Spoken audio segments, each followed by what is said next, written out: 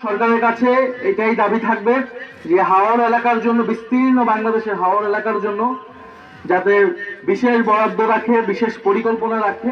প্রণোদনা দেয় নাই এই উপজেলার মানুষদের বা হাওর এলাকার মানুষদেরকে। তারা বলতেছে 2 মাস 3 মাস মাছ ধরা বন্ধ করে রাখতে, কিন্তু বিপরীতে কোনো প্রণোদনা দিচ্ছে না। ফলে 3 মাস 4 মাস বা 6 মাস এই হাওর এলাকার মানুষ কি করবে, কি করে খাবে, কি করে তার জীবিকা নির্বাহ করবে, সেটার কিন্তু সরকার কোনো ব্যবস্থা করে দিচ্ছে না। কোনো বিকল্প কর্মসংস্থানের কিন্তু ব্যবস্থা করে দিচ্ছে না।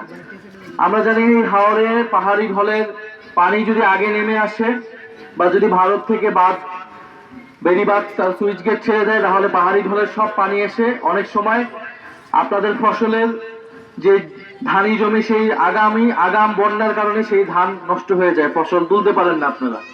এখন তখন ব্যাপকভাবে ক্ষতিগ্রস্ত হয়। অর্থাৎ এই হাওর শুধু পানি, আমরা হাওর বলতে শুধু পানি দেখি, কিন্তু এই পানির পিছনে যে এই এলাকার মানুষের সংগ্রাম, তাদের কষ্ট, দুঃখ, দুর্দশা, এইটা কিন্তু আসলে সারা দেশের মানুষ বুঝতে পারে না। বাবর সাহেব যেভাবে জুলাই গণ অভ্যুত্থানের প্রতি কৃতজ্ঞতা প্রকাশ করে, আমরাও তার প্রতি কৃতজ্ঞতা।